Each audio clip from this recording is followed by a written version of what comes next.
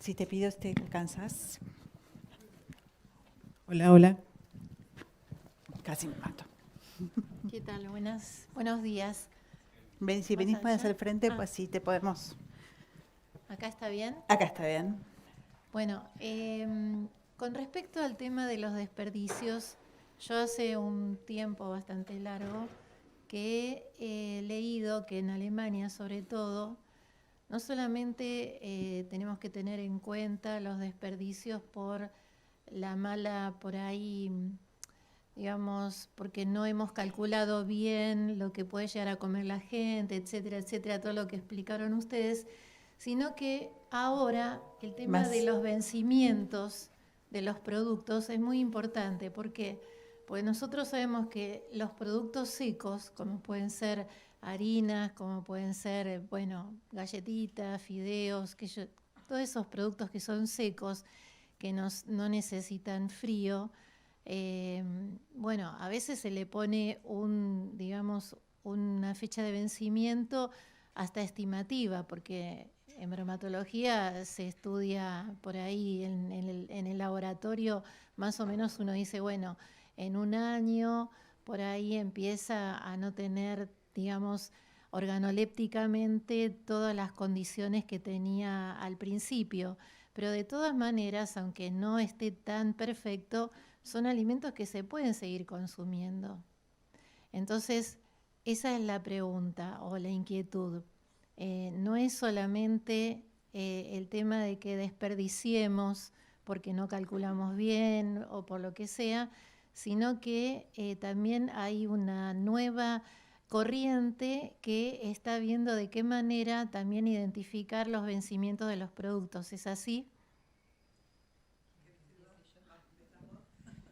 Bueno, sí, capaz que varios podemos hacer algún aporte al comentario.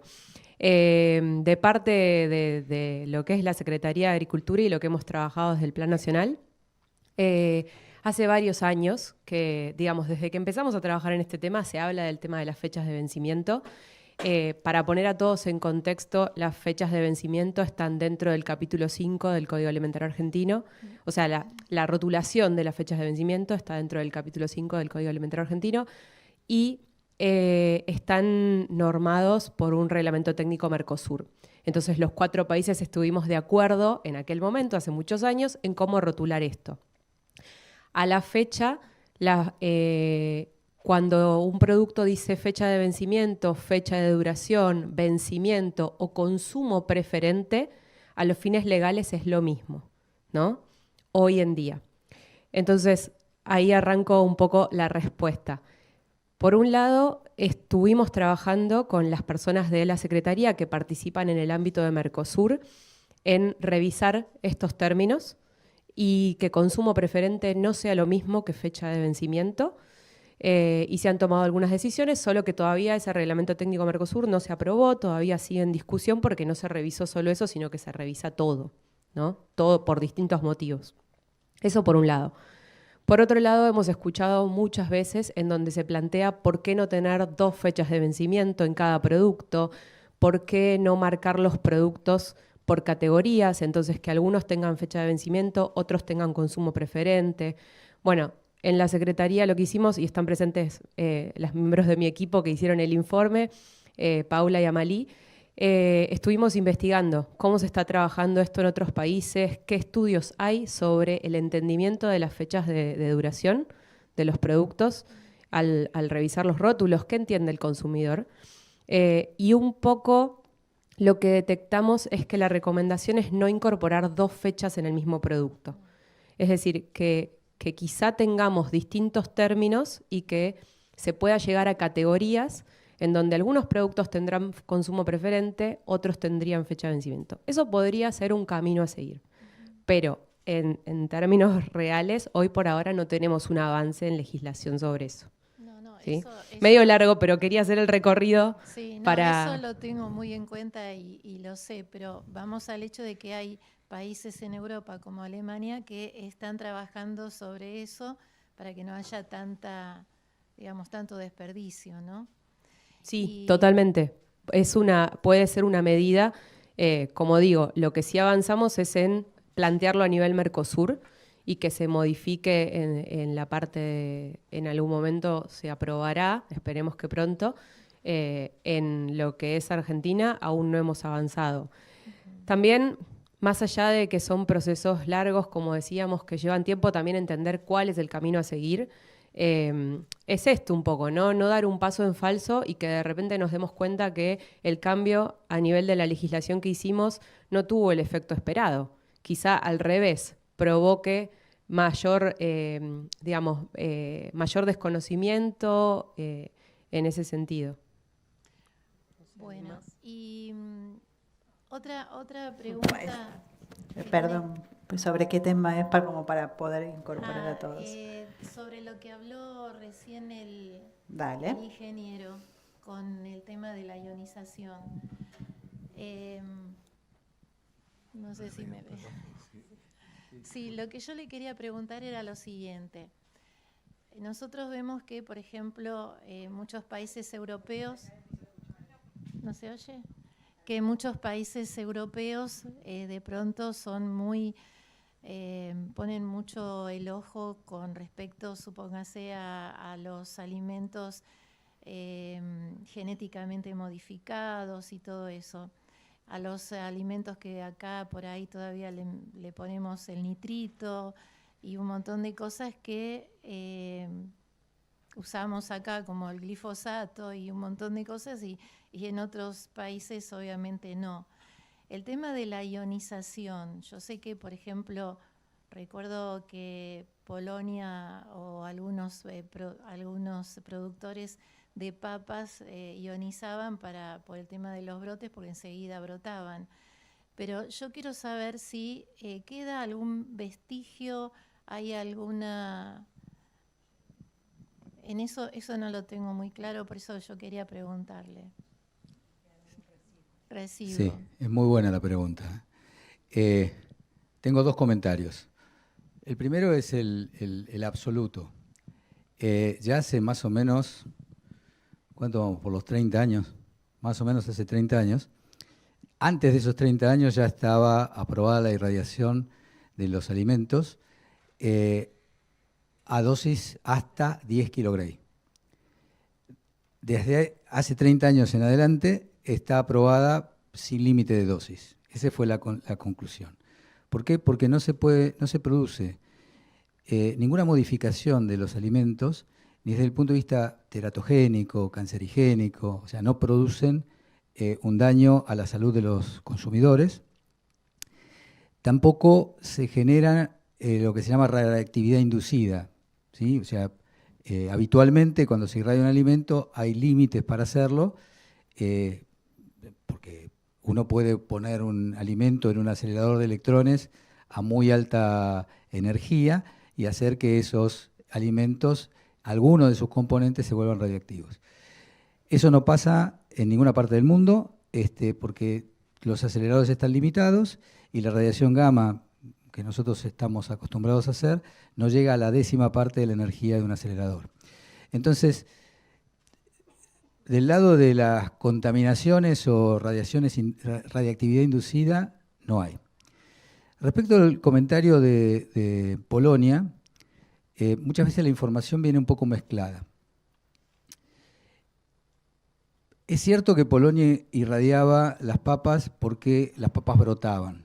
Hoy en día prácticamente en el mundo no se usa la irradiación de papa para evitar brotación porque se han desarrollado infinidad de variedades de papas que prácticamente crecen durante todo el año. El único lugar donde se sigue irradiando mucha papa es en Japón. Y les cuento por qué. Después de la Gran Guerra, digamos, los japoneses adoptaron el consumo de papas fritas. Y ellos son muchos. Y entonces consumen mucha papa, pero no tienen producción. Entonces todo es importado, los importan en grandes lotes y tienen una vieja planta de irradiación en canastos, grandes, enormes.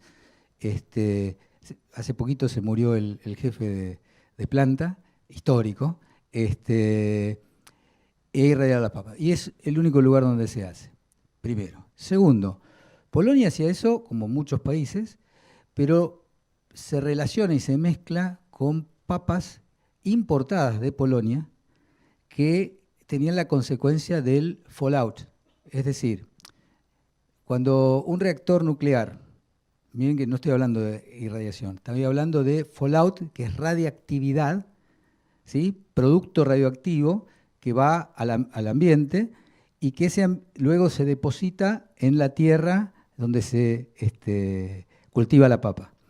Las papas, como buen tubérculo, absorben todo de la tierra, incluyendo algunos productos radioactivos. Entonces, aquí se descubrió que había papa radiactiva y en otras partes del mundo también. Entonces, en muchos lugares, en Israel, por ejemplo, que está en el medio del lío, digamos, está siempre pidiendo un certificado de libre de radioactividad, no de radiación, de libre de radioactividad, porque hay, si bien, digamos, nosotros en el hemisferio sur no tuvimos ese tipo de problemas, no hubo fallout, gracias a Coriolis, pero en el norte, sí, bueno, los desastres nucleares han producido esos escapes y han dejado cierta radioactividad. De productos radioactivos que duran milenios, ¿no?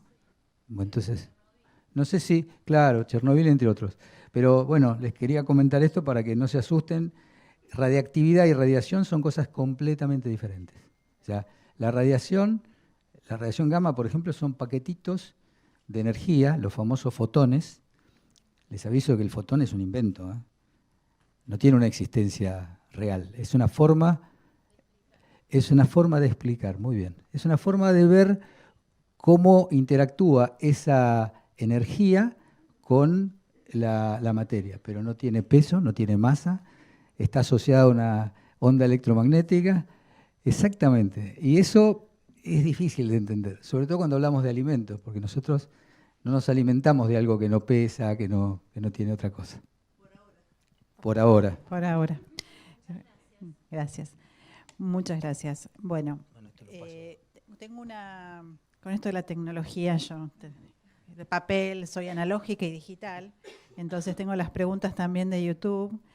Para la doctora Camila Paya, y seguramente Alejandrina también podría colaborar en este tema. De este tipo de alimentos impresos en 3D, ¿cómo podrían considerarse? ¿Ultraprocesados o no? Es un gran tema en discusión en nuestro país. Y por otra parte, yo agrego qué legislación o falta legislación en este tema. Eso. Interesantísimas las dos cuestiones. Da para hablar mucho, pero voy a tratar de ser concisa. Lo que es impresión 3D es totalmente nuevo, como hoy les mencioné. Y lo cierto es que, bueno, voy a empezar por la primera pregunta. ¿Se podría considerar como un ultraprocesado o mínimamente procesado? En realidad depende de las etapas que uno use en el proceso, como cualquier otro alimento, ¿no? En este momento se están usando tintas que se producen de manera sencilla, es básicamente mezclado de ingredientes, pero bueno, va a depender de esos ingredientes que se utilizaron, cómo se obtuvieron, ¿no? Eso sería una cosa muy importante. Y después lo que es la impresora es solo la salida por una boquilla que tiene puede o no tener temperatura, depende la impresión. Hubo muchos aspectos técnicos que no los mencioné, pero la impresora uno puede calefaccionar la jeringa o no, puede dejar la temperatura ambiente, puede calefaccionar la jeringa o no, puede calefaccionar la base o dejarla así. Entonces, también dependiendo de los parámetros que uno le ponga al proceso, debería considerar para ver si, por ejemplo, hay algún tipo de pérdida de nutrientes, que creo que sería lo más importante cuando pasa por la boquilla. Pero si estamos usando algo que es temperatura ambiente, digamos, es una extrusión como uno podría realizar con cualquier otro método de modelado, solo que la impresora en 3D te permite hacerlo a una escala que puede ser micro, macro, ¿no? Y respecto a la legislación, en este momento no hay nada, como pasa con muchas otras tecnologías como que avanzan más que la legislación. Y por eso es que, bueno, tenemos que trabajar para poder ayudar, sobre todo también lo que tiene que ver mucho con la inocuidad alimentaria al momento de hacer impresión 3D. Nosotros trabajamos con impresoras que son para investigación, pero ahora si uno piensa en que quiere que ese producto lo pruebe alguien por un análisis sensorial, eso tiene que estar muy bien controlado. Como decíamos ayer, tiene que haber un comité de ética que evalúe que el trabajo que uno va a hacer no va a generar ningún tipo de peligro para el consumidor. Lo mismo la limpieza de las impresoras. Si bien hoy en día hay impresoras como la que ella mostró que se utilizan para imprimir alguna pasta, imprimir chocolate, esto en algún restaurante muy top del mundo, ¿no? Básicamente no es que está legislado la manera de limpiarlo o haya algún tipo de regulación al respecto. Gracias. Perfecto. ¿Querés? No, y una de las preguntas que surgieron al principio era ¿qué podemos esperar de acá en la alimentación de 4 a 10 años? Que tal vez pueden ustedes todos colaborar en la respuesta, que ya que sería muy compleja en cuanto a la introducción de la tecnología, ¿no? Y cómo serían los costos, tal vez, ¿qué podemos pensar desde ahora? Sí, o sea, en cuanto a la masividad de la impresión 3D, yo personalmente creo que no va a ser algo que llegue a un mercado masivo por un tema de la relación velocidad y cantidad, ¿no? O sea, los productos que están hechos por extrusión por los métodos tradicionales, la pasta, como los churros, distintos productos salen a mucha mayor velocidad que en una impresora 3D. Pero sí, para mí, tiene todo un lado interesante que es la vuelta de productos más personalizados. Ahí sí, por ahí hay una tendencia incluso en la salud de ir por digamos, medicamentos no genéricos, sino medicamentos más a la medida de la composición de las personas y de las enfermedades de las personas. Y los alimentos tienen también una línea que va en esa tendencia. Lo que pasa es que siempre está asociado a costos. O sea, cuanto más personalización tenga, más costos va a tener. Entonces no van a ser cosas, van a ser cosas más exclusivas probablemente. Sí, sí, hoy por hoy está muy enfocado la impresión 3D en lo que es algo personalizado. No sé, uno podría pensar en tener una impresora 3D en un hospital, ya sea para hacer fármaco como para hacer alimentos para personas con necesidades especiales. Digamos, hoy por hoy quizás ese es el nicho, pero también está en nosotros el tratar de descubrir de qué manera, si podemos hacer que esta producción, que si logramos demostrar que en ciertos aspectos es mejor que la manufactura tradicional, pueda escalarse y hacerse masiva. Eso me parece que es muy importante, por eso hay mucho para trabajar en eso. Y otra cosa que quería mencionar es el hecho de que, bueno, tengo varias ideas en la mente, ¿no? Pero que hay gente también trabajando en, bueno, cómo uno podría también hacer que no sean tan altos los costos cuando uno usa impresión 3D para que realmente pueda llegar a la gente, ¿no? Pero coincido que hoy por hoy es más bien para productos bien personalizados. Buenísimo, gracias. Una pregunta con respecto a desperdicios y pérdidas de alimentos. ¿Han podido observar con respecto a la reducción de desperdicios en mercados mayoristas y concentradores de frutas y hortalizas alguna mejora al respecto? Son preguntas que vinieron cuando ustedes estuvieron Sí. en la disertación. Está buenísimo la pregunta porque podemos complementar la pregunta anterior de las fechas de vencimiento. Buenísimo. Porque, ¿qué es lo otro que venimos hablando con respecto a la duración de los alimentos y el momento en el que dejamos de comercializarlos, pero todavía pueden ser consumidos porque siguen siendo inocuos y tienen nutrientes? Y ahí entra lo que ocurre con las frutas y hortalizas, sobre todo, y en particular en los mercados mayoristas, que lo hemos visto. Con ese sector es un trabajo muy incipiente el que hicimos al menos desde la Secretaría, ¿no? El año pasado diseñamos una guía específicamente para la gestión de las pérdidas y desperdicios de alimentos en los mercados mayoristas. Esto fue un poco promovido por FAO Argentina y lo trabajamos en conjunto y también con el Ministerio de Desarrollo Agrario de la provincia de Buenos Aires. Y ahí, a través de entrevistas que hicimos a los mercados y algunas visitas que tuvimos oportunidad de hacer, detectamos que hay un gran desperdicio, una pérdida, ahí hay como un gris entre qué es, si es pérdida o desperdicio, vamos a hacer por igual, pero detectamos que hay desperdicio de frutas y hortalizas por temas de sobreoferta, por temas también de caracteres estéticos o de repente no saber determinar muy bien en qué momento el producto deja de tener valor comercial y todavía puede ser consumido. Entonces, es un trabajo incipiente, como decía, de nuestro lado. Ahora, ¿qué nos encontramos en los mercados? Que ellos están sensibles al tema, que lo ven, porque además en los mercados mayoristas hay mucha gente que entra a buscar alimentos de los residuos, lamentablemente. Entonces, los mercados lo ven. Y algunos tienen experiencias de trabajo. Como decíamos, estuvimos en Escobar, estuvimos en Pilar, en algunos están trabajando lo que es el compostaje, para después también generar de ahí una unidad de negocio o que pueda proveer de compost para los mismos productores de hortalizas y de frutas. En otros están trabajando con lo que es biodigestión, de lo que es frutas y hortalizas, o sea, descartes de frutas y hortalizas.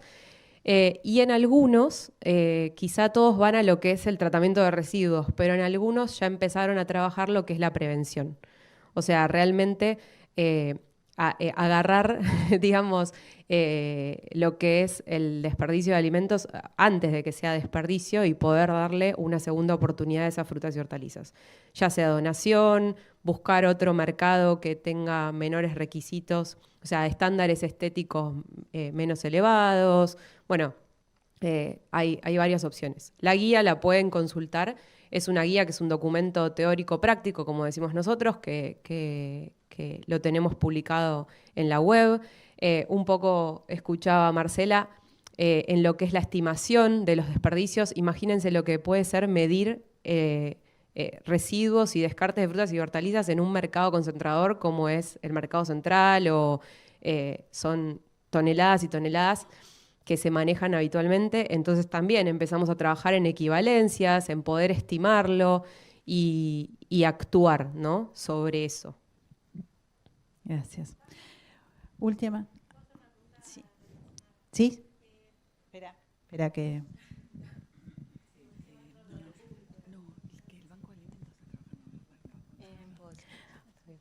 Una pregunta para las dos, vendría a ser porque está relacionado.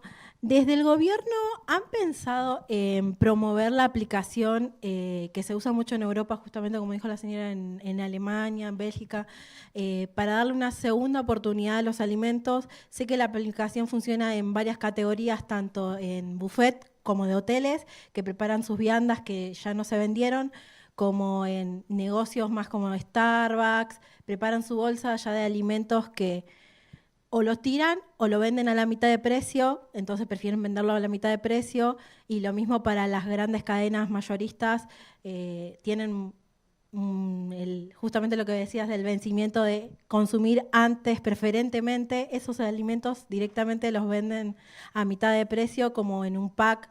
Entonces uno en la misma aplicación puede manejarlo. Desde el gobierno pensaron en hacerlo algo de ello, pues si no lo hace alguien como un negocio, que la verdad podría ser un negocio para como una sociedad con los diferentes supermercados, no lo pensaron promocionar desde la nación. A ver, vamos por partes. Acá, con respecto a lo anterior y que tiene que ver también con esto, me hacía acordar, Roxana, que en muchos mercados mayoristas está trabajando lo que es la red de bancos de alimentos. Entonces, de ahí se han generado circuitos de donación que toman los alimentos antes de que se conviertan en residuos, ¿no? Eso por un lado. Y con respecto a tu pregunta, lo primero que quiero decir es que el Estado no puede hacer todo. Y para eso también está el sector privado y trabajamos con el sector privado. Y hay varias aplicaciones y varias estrategias. De hecho, GC1 trabaja con estos temas. Yo te puedo contar más quizá de Winim y quizá Rox puede contar un poco más de Kiwi. Winim es una aplicación que surgió tomando algunos modelos de Europa, pero adaptado acá. y ellos generaron un mercado, por decirlo de alguna manera, de oferta y demanda, oferta de productos, de comidas del sector gastronómico que ya saben los restaurantes que no van a vender y las ponen a disposición a un precio menor para que el consumidor pueda detectar dónde están esos platos un poco más económicos e ir a adquirirlos y evitar que se desperdicien. De hecho, las aplicaciones que todos usamos para pedir comida también hacen algo parecido, pero no con ese nombre, ¿no? Y te paso, Rox.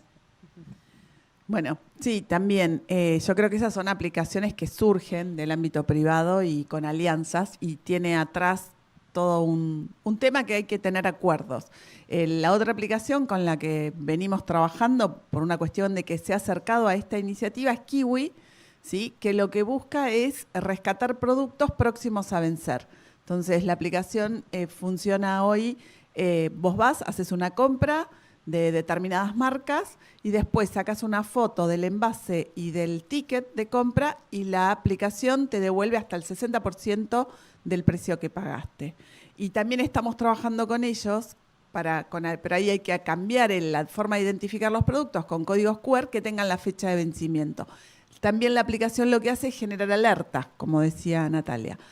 Iniciativas hay mucho y lo bueno está en hacer difusión a esto para... Claro, necesita más publicidad para lo que ya está directamente. Claro, exacto. Pero hay muchas cosas que se están haciendo. Gracias, gracias.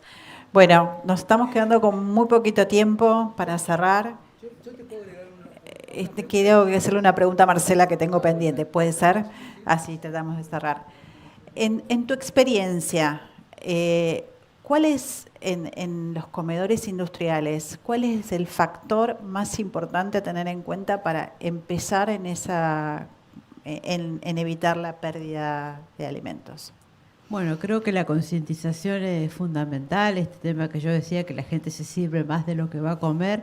De hecho, hace muy poquito me hicieron un comentario en un comedor que como la comida estaba subsidiada y tenía un valor de 3 pesos la vianda, que es muy poco, entonces una persona dijo, bueno, entonces lo que yo hago es compro 2 viandas, total es barato, entonces compro la carne con papas y una ensalada, tiro las papas y me como la carne con la ensalada. O sea, yo creo que desde el punto de vista del consumidor es fundamental y me ha pasado en un comedor escolar donde un niño retiró un plato que el menú era milanesas con ensalada y como parte del juguito de la ensalada le tocó la milanesa, lo tiró todo directamente, fue y pidió otro y se lo dieron. Entonces, bueno, ahí yo creo que desde las familias, de hecho hay varias iniciativas, en Danone México está trabajando mucho con el tema de en las escuelas, concientizar ya desde edades tempranas de la vida a valorar ese alimento y para que no haya tanto desperdicio. Pero creo que medir también es fundamental, no es tan complicado, no tenemos esa balanza tan sofisticada, pero como yo dije, por fotografía, por pesaje, podemos tener una estimación y esos buffets, esas personas que supervisan al buffet, que estén evaluando qué es lo que se tira, por qué se tira. Y a lo mejor hay menús que tienen que ser sacados de la planificación y reemplazados por otros. Y lo último, hay proyectos que se llama la receta intervenida, que se utiliza en Francia, por ejemplo, se asociaron con una escuela de gastronomía, con Paul Bocuse, y lo que hicieron fue tomaron 2 muestras con la misma cantidad de ingredientes, unos platos eran mejorados por un chef, pero los mismos ingredientes y disminuyó muchísimo el desperdicio. Y en Chile lo que hacen en comedores escolares es identificar cuáles son las comidas que menos les gustan a los niños. Y esa receta le intervienen, la mejoran para, digamos, evitar justamente el desperdicio. Bueno, muchísimas gracias. Invito a Norma y a Debbie para el cierre. Me queda como muy poco tiempo, pero conclusiones esto de la tecnología e innovación, como dirían mis hijas adolescentes, hashtag concientización, educación y redes. Serían esos 3 hashtags que usted utilizaría hoy. Gracias. ¿El micrófono? Acá. ¿Sí querés, Norma? Así. No, pero así cerramos acá. Bueno, qué más que agradecerles a todos, invitarlos a que sigamos trabajando todos juntos, a todos.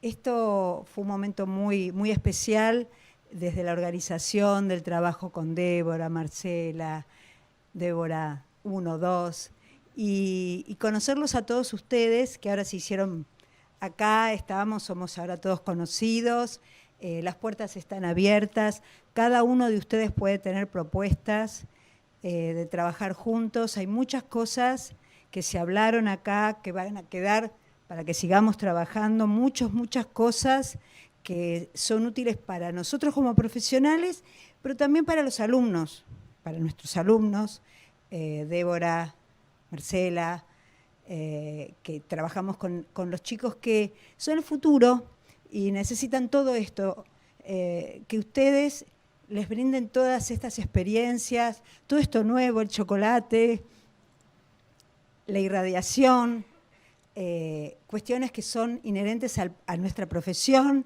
Así que nada más que agradecerles a todos y bueno, bienvenidos a esta casa.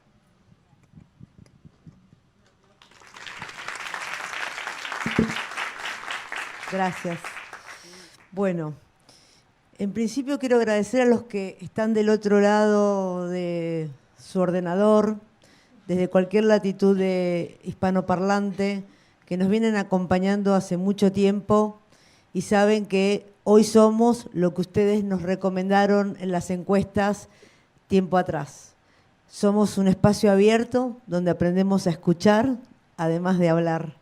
Es una tarea pendiente de muchos de nosotros que a veces hablamos mucho, pero no escuchamos.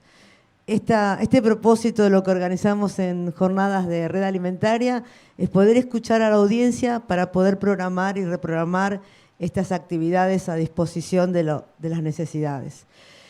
Quiero agradecer a la Fundación Barceló por realmente abrir las puertas. Para mí la palabra aula abierta, o sea, la oración aula abierta, tiene un significado que es acercar a quienes no se animan a acercarse para ver qué pasa del otro lado y que vean que hay flexibilidad, amabilidad, que el saber es parte de un constructo, ¿sí? Y que aprender es un desafío que en todos estamos, porque todos somos aprendices. Y poder tener la humildad de realmente decir, vengan, hay un lugar para todos, realmente ser para ser, ¿no? Porque estamos en este tiempo donde necesitamos cada uno de nosotros en el hacer, mostrarnos y trabajar en conjunto.